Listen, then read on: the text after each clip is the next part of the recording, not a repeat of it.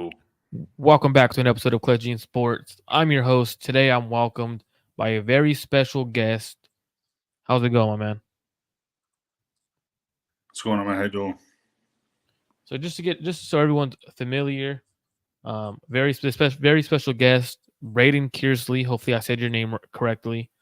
Former assistant offensive line coach at BYU, played football at BYU along the offensive line, went back, became a GA assistant, was their offensive line assistant, is now the offensive run game coordinator, as well as the offensive line coach at Augustana. Might have said that wrong. University, is that correct? Yep, Augustana. So, biggest thing I saw that you're the offensive line coach at BYU. I've been very high on Kingsley. Might say his last name wrong. I'm not great at pronouncing. Suamataia. Super talented player. I wanted to bring you on and ask you a few questions to see what your thoughts are on Kingsley. How is he going to translate to the next level, and why he's the perfect fit for the 49ers to draft at pick 31 in the first round of this year's draft. So, man, yeah. Go ahead. You're breaking out a little bit. You're breaking out a little bit, but can you hear me now? Yeah, I got you. Perfect. So I brought you on. So talk to me a little bit about Kingsley before I start asking any questions. Talk to me about Kingsley as a player, person, and everything like that. Oh no, he's a great kid. He's definitely a kid that loves to practice. He does a lot of special things at practice. That definitely show up in games. But a kid that loves to compete. He's a high level competitor. Carries a competitive edge with him. He's a fun kid to watch. A fun kid to coach. So you say he's a competitor. How is he in the weight room? How is he on the practice field in terms of, obviously the athleticism was shown at the combine, but in the weight room, how is he in the weight room in terms of strength wise? Is he at that NFL level ready? Talk to me a little about his strength in the weight room. Exact numbers, they've definitely increased. Obviously, I don't know his exact numbers now from his combine training, but he's the same thing. He's the freakishly thing he's doing on the field. He's got all the ability with the vertical at 335, and the explosion, the twitchiness that he has that shows up in the weight room as well. I mean, he could throw around weight without a doubt. He's a strong kid, but the explosion, the twitchiness, while holding 335 pounds, that's pretty special. So I did see that he played right tackle, started at right tackle, started at left tackle. Where do you think he's more comfortable playing, or where do you think he's better suited to play at the next level? And does it really matter for a player like Kingsley when he's that athletic and that big? No, I don't think it matters with the experience that he has at both. I think that's only just helps him more. Obviously he's played left tackle more in terms of the entirety of his career. Or at least as of late, the most. But I don't think that would be an issue. He obviously there's things that show up in a very bright way on both sides. So I don't think there'd be any issues there at all for him. So in Kyle's offense, he tends to run a lot of outside zone where he's gonna have to reach block or get to the next level. Can you see him doing that, or is he going to struggle when it comes to the outside zone, or is he more of a power gap guy? Obviously, you guys ran a little bit of both at times. Where do you think he best fits in terms of scheme-wise? Oh, no, obviously, the way he works out of his stance and the fluidity out of his stance and the way he runs is definitely, is definitely going to show up in the wide zone game for sure in the NFL, without a doubt. So, but even in the gap scheme stuff, asking him to pull, and I think obviously you're both schemes, you're putting him at an advantage with his athleticism and allowing him to work in space. And like I said, he'd hit the ground running with the in that offense without a doubt, and in terms of his athletic ability and what he's done already in our offense as a wide zone team as well, or in BYU's offense, excuse me. So when I watch Kingsley, very talented player, but it's also a very talented offensive line class. how does he stack up against the rest of this offensive line class with guys like Joe Alt, who possibly would go one, to guys like Tyler Guyton, who has extreme athleticism but isn't as polished of a player? Where does he stack up with this offensive line group? Just obviously being around Kingsley and coaching him, I think his attitude and his ceiling that he has with the athletic ability, the weight that he's carrying, and his body profile. Obviously there's a lot of ability there that can still be polished up. I think this everybody has that upside, but I think his attitude follows with it in terms of how the way he practices and his competitive edge. It's a ceiling that's not going to get unfulfilled, in my opinion. However, all these guys, they have all the ability in the world as well. And but I think in what today's NFL is asking you to do in terms of, create equalizers in the wide zone game and make these defensive linemen run side to side, I think Kingsley can do that better than most. And, I think that'll show up without a doubt. So I like to look at players' strengths, players' weaknesses. I don't like to call them a weakness. I like to call them improvement, areas of improvement, right? Like, it's not necessarily because it's a weakness. You can improve on it. It's not necessarily going to always be a weakness your entire career. What are his strengths, and what are some areas that he needs to improve on at the next level to hit that ceiling? Because he has the potential, in my opinion, to be the best offensive tackle in this draft class. So what does he need to do to become that, to add on to his strengths? I think his strengths are definitely, which is half the battle in pass protection, especially in NFL. But his ability to adjust and his ability to recover in pass protection and adjust on the run and make adjust blocks in the run game, whether that be climbing to the second level, whether that be sifting, whether that be open field blocks. I think that's where his strengths are at, and stuff that really separates him. And stuff that's going to be happening on Sundays, recovering against Myles Garrett, that's going to happen. Throwing the ball 40 times a game, 30 times a game, it doesn't matter. It's going to happen. And I think his ability to recover is second to none. Improvements, he's definitely a risk taker without a doubt, which is what I love about him. Definitely not going to take that away from him. So, definitely, there's not a lot of improvements for the guy. It's more polishing. So, but I don't got anything too bad to say about his improvements, to be honest with you. That sounds like a player that you want to take in the first round right there, when they have a bunch of strengths. The improvement list isn't much, just to more so polish what he has already. Mm-hmm. Now, he has a cousin who is an all-pro level offensive tackle, Penei Sewell. What is his relationship like with him? And does he learn a lot from him? Like, what do you see him excelling at with him, that being his cousin, and having someone like that to rely on? I don't know too much. I know this past off season, Penei was in Utah County, and they were working out together pretty frequently. I know that's what I know of them, and in terms of how close they stay in contact. Obviously, they're training together, in places like that. So they're definitely close. But I think definitely that's just it's gonna add to his competitive edge in terms of somebody that he looks up to, and also somebody who's playing at a high level. Obviously, the feedback that they can give each other and that he's already getting from him. That's only gonna, in my opinion, help him as long as he continues to feel it in a positive way. I mean, it's only the way he ticks. I mean, that should make him want to continue to try to chase his cousin. So if he comes to the Niners, obviously he's going to have Trent Williams to learn from. Do you think there's anything he could take from Trent's game that'll take him to that next level, such as like these strengths and the weaknesses we were just talking about, and in polishing stuff like that? Is there anything he could do from Trent Williams' game that would make him that player? Yeah, I think there's a lot you're going to learn from Trent Williams, just by watching the guy, for sure.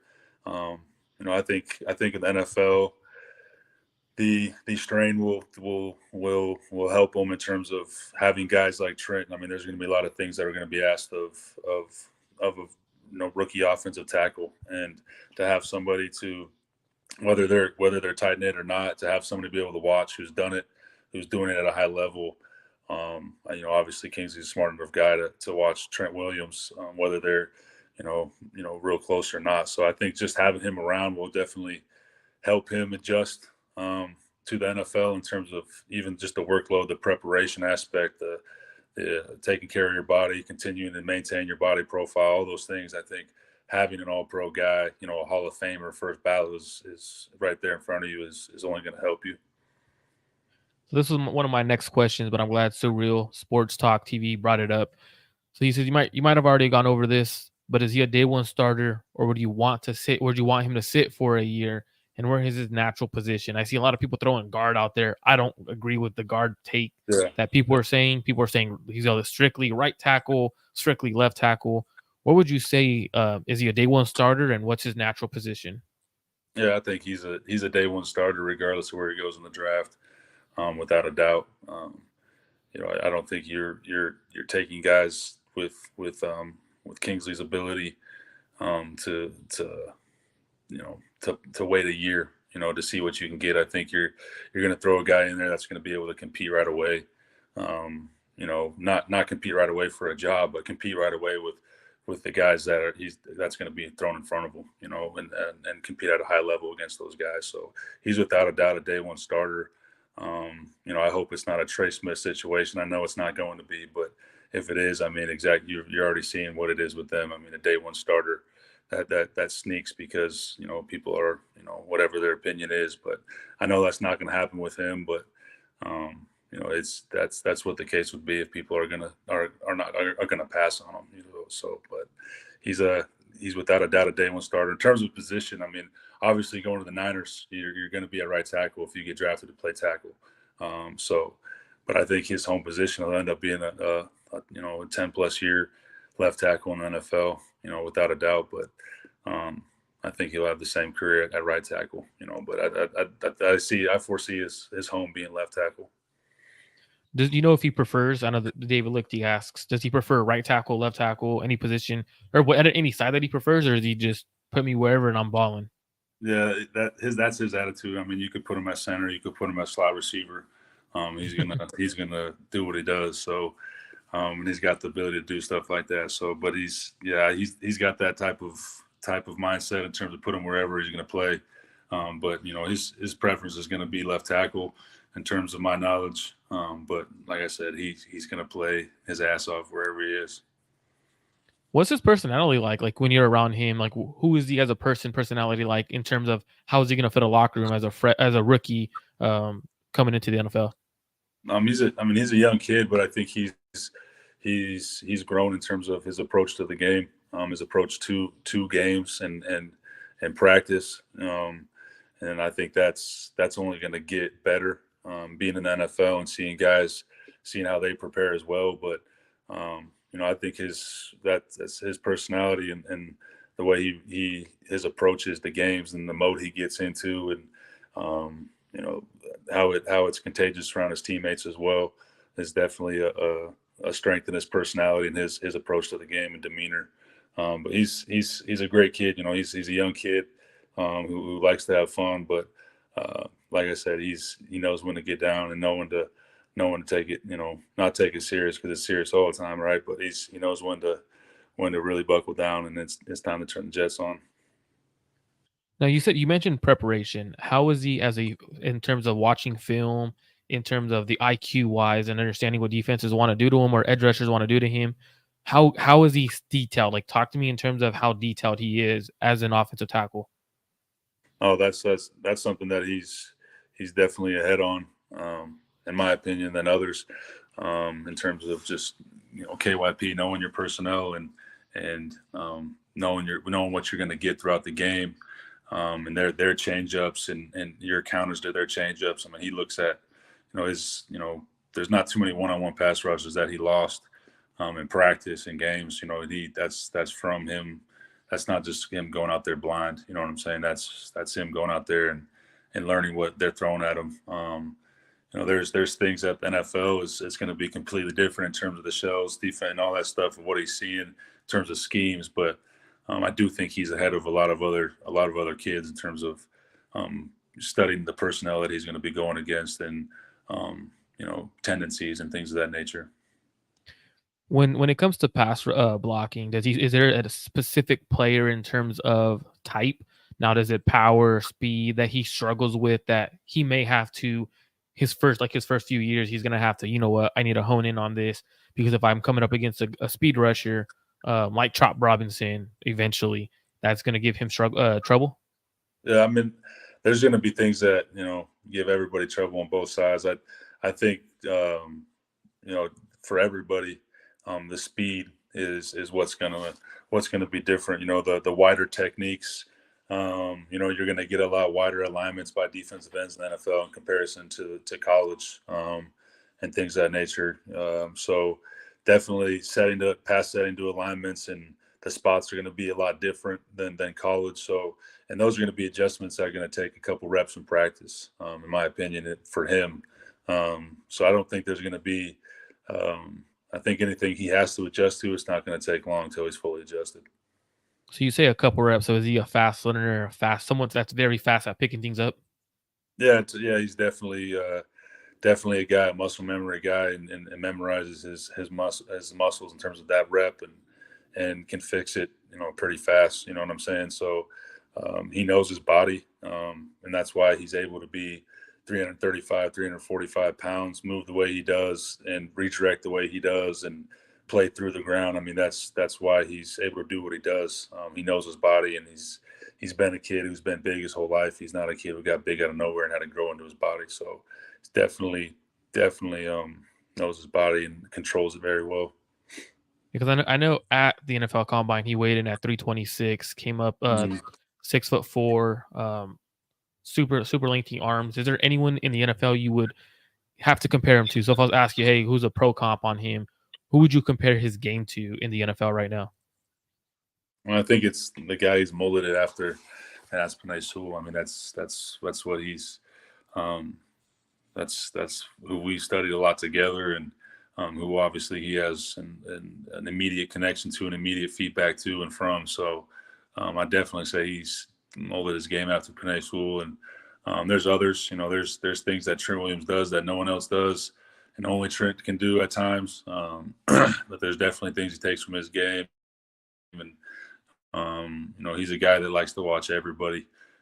Lane Johnson, Tron Armstead, Ron Stanley, all these guys. So he's a guy that definitely tries to steal things from everybody and add to his toolbox. He's always trying to come to work with a full belt. So, but I'd say if he had to mold one person, it'd definitely be Panay. Is it cool if I get to a couple of the questions in the chat? I know that's for me. It's mainly pretty much what I kind of wanted to ask you today. But is it cool if I get to a couple of the questions in the chat? Yeah. Cool. So we got So Real Sports Talk TV saying, where do you see the most growth from where he started with you to now? I think his definitely it's been his ability to take different pass sets, add to his game in terms of setting to alignments, keeping guys on their frame, IDing alignments, IDing pass rush in the middle of your set, definitely controlling his eyes. So a lot of that's just got to come with his eyes, got to come with identifying stuff. So I definitely think his improvements came from just identifying things throughout his pass set, not only pre-snap but post-snap, and identifying rushes, keying the near shoulder, all that good stuff. So I think that stuff will translate well. But that's where I've seen a big improvement of just his eyes in his pass set.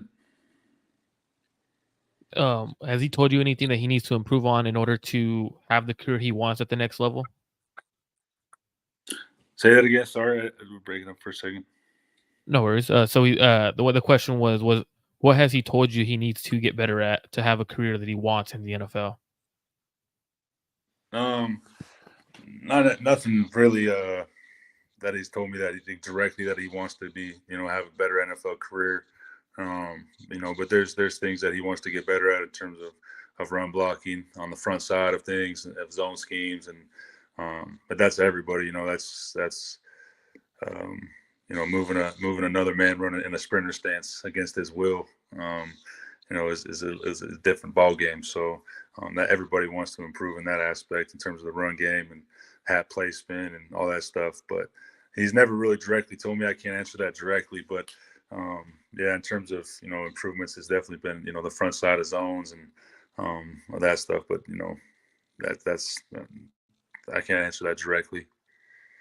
Okay, and his confidence level. One of the questions in the chat was talking about confidence. Does he have the confidence and self belief to come in year one and start and play on a Super Bowl contending team right away?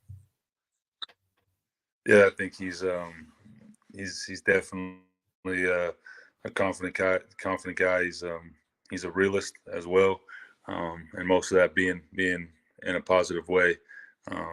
He's a smart kid, and he's gonna understand going to a Super Bowl contending team or a team that is playing at that high of level, that he has to match that.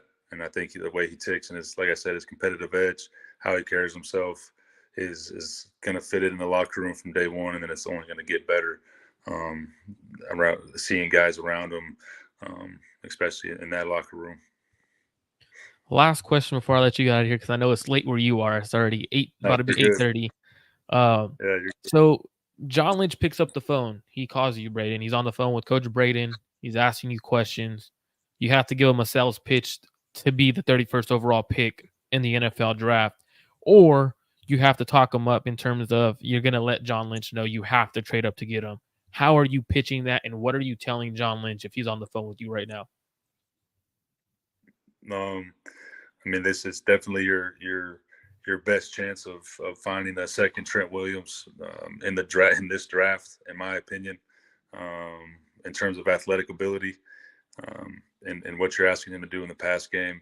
And then obviously, the wide zone game, it's something that he's done, something that's comfortable with, and something that he's only going to continue to excel with the reps that he's already has in the bank and that he's going to get in that system.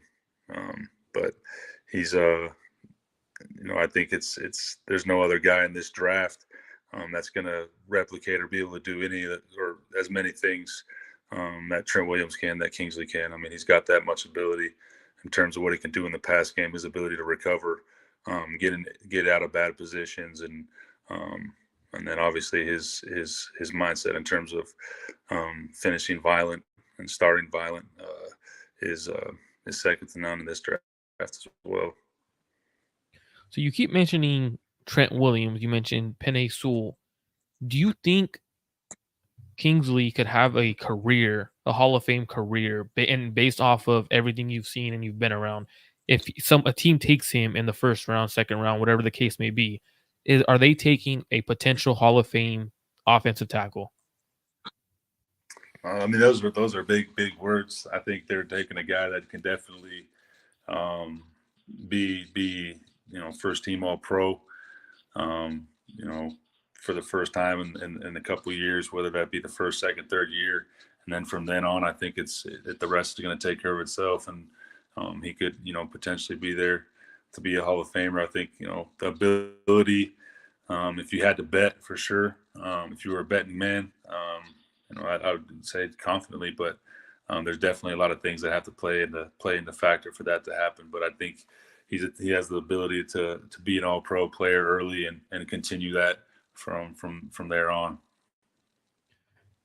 So one thing I did notice when I watched his film, and sorry, I said one more question, but I definitely have to ask this question because it's on the top of my head. Is when I watch his film, sometimes his hand placement could become an issue at times. Oop, I think he just dropped. So hopefully he joins back in before we get that last question. But one thing I do notice, and I'll ask when he gets back, if when I watch Kingsley Suamataia's film, you do see a lot of times his hand placement. There he is. Just bring him back up. There you go. Lost you for a second. So the question was when I do watch Kingsley's film, I do see a lot of things. I see the athleticism, the power of attack, the way he plays. He plays with a mean integrity. But some concerns that I've seen from him, and it could be an issue for at the next level in terms of pass rushing as well as run blocking. He tends to have a little bit of balance issue at times, and in pass protection, at times he doesn't shoot his hands in the right spot. Do you think that's something that he could work on? I know he mentioned at the combine that he's a former boxer. His grandpa was a Golden Gloves winner, and that he believes he could improve his hand placement. Do you think that's something that he could work on, or is it going to be an issue to start his career early on? I think if Kingsley's addressed it himself, he's definitely somebody that's not going to let it be an issue. But yeah, I think there's definitely improvements there for sure. But I think if he's already addressing himself and recognizing that he's the type of person that might come into camp with it fixed already, who knows? But that's I wouldn't be surprised if that's the case, just by how he operates. But if that's not the case, then it won't take long for him in camp to adjust to that in terms of cleaning it up. If you had to say a few teams or offensive systems that he would be a perfect match for, which teams would you say he's a perfect match for? And it doesn't have to be the Niners just because this is a Niner center podcast. It could be any team that you think would be a perfect fit for him. Who would it be? I mean, definitely teams that are, and you see it a lot. Pretty much everybody is, but the guys that are majoring in wide zone, pin pull schemes, the Browns, the 49ers obviously operating the way they do, and the Panthers have had I don't know, they have a new staff now, but they've run a lot of similar systems or similar schemes in the same fashion in a way with the pin pull stuff. So I think there's a handful of teams, but they're definitely the teams that are going to operate with getting their big boys in space and get guys running sideways or on good angles. So but definitely those teams come to mind for some reason. The Browns, Panthers, and obviously the 49ers with what they do. Well, thank you, Brayden, for joining today's show. That's Brayden Kearsley, former assistant offensive line coach at BYU, currently the offensive line and run game coordinator at Augusta University. Thank you for joining me today. All right, man. Appreciate you. Of course, man.